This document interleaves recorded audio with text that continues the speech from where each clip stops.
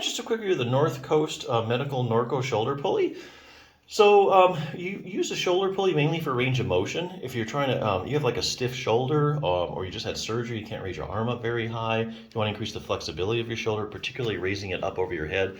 This is what you'd want to use, and that's probably the biggest motion that's restricted when people have a shoulder problem is they can't raise their arm up. So anyway, that's what mainly they're for. There's tons of these available on the internet. So just a couple features you want to look for. The first one is the way they attach to the door frame. There's two ways. One is a metal bracket, and the other is like a flat strap, usually made of nylon. So when will you choose one over the other? Well, the metal bracket's real sturdy and everything, but a lot of times it can chip your door and it can wreck your door, the top of the door. If you're worried about that at all, I would get something like this one, which has a flattened strap. It just goes over the top of the door, you close the door, everything's fine. That's just a couple things to think about. Because some of those metal things, they can really dig into the door, especially if you're pulling on it hard. Second thing is to figure out is the handles.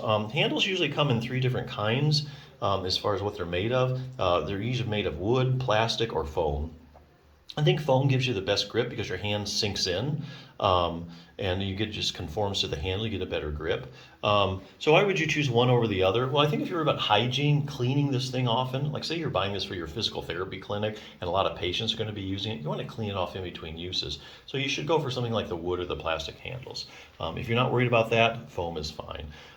Speaking of handles, this is interesting. I haven't seen too many like this. So with most of these shoulder pulleys, you'll notice the rope goes in the middle of the handle. Most of these, if you look at a bunch of them online, and that is uncomfortable for a lot of people because your fingers have to go. It goes in. The rope will go in between your fingers.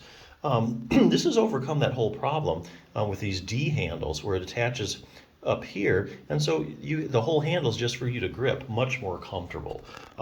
So this is a pretty well thought out pulley. I really like the strap here. Won't worry about missing your door, and the handles are probably more comfortable than most of these that you're going to find. So if you're looking for a good shoulder pulley, I think this is a good one. Like I said in the beginning, it's all about range of motion.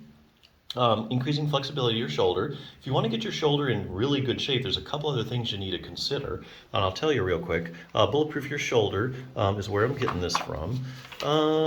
So the other thing, other than flexibility, creating a highly stable joint. So even if your shoulder is really flexible, if it's not real stable, you're still going to have problems. So the shoulder is a very shallow ball and socket joint. And it depends heavily on the muscles to keep it into place. Now that's different than, let's say, your hip, which is also a ball and socket joint, but it's a deep ball and socket joint, so it doesn't rely as heavily on muscles. And that's why you hear muscles to keep it in place. And that's basically why you hear more about shoulders being dislocated than you do hips. So of all the muscles that keep your shoulder together and stable as you're moving it and loading it down, it's your rotator cuff. So your rotator cuff is mainly responsible for, it does rotate your shoulder, which is how it gets its name, the rotator cuff. It's a group of 4 muscles, but it's really the big stabilizer of your shoulder. So you really need to get your rotator cuff really strong. And it can solve a lot of problems, just getting your rotator cuff strong.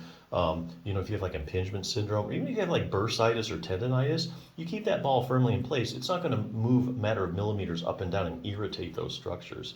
So rotator cuff strengthening is like the number one thing I could do if you have a big shoulder problem, other than frozen shoulder. Step 2, building a solid base. So even though you have a strong rotator cuff and your ball and socket joint's in good shape, this whole thing operates on a base called your scapula or your shoulder blade. So you can have a really strong rotator cuff, but hey, if you don't have really good scapular stability, you could still run into shoulder problems. So here's some of the muscles that you need to strengthen. Actually, like the rowing exercise, like this one actually hits most of the muscles for scapular stability. So if you're lazy, one good rowing exercise is really going to help out. We talk about flexibility, which is what the shoulder pulley is for. There's actually about 4 critical motions you have to have in your shoulder to make it work optimally. Overhead stretching, that's like the shoulder pulley. Across the chest stretch, and behind the back stretch and the side stretch. Those are 4 basic motions that you really need in your shoulder.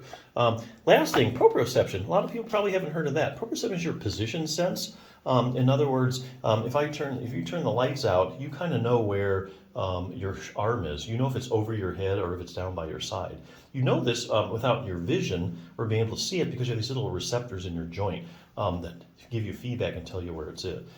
tell you where it's at. So the thing is, they're finding that a lot of people with like rotator cuff problems, stiff shoulders, are having problems with their proprioception. So that's another thing you really need to work on to get an optimally functioning shoulder. Just some things to think about, some more tools for your toolbox. But hey, if all you're looking is for a range of motion, I think this is probably one of the better shoulder pulleys that are out there. So check it out.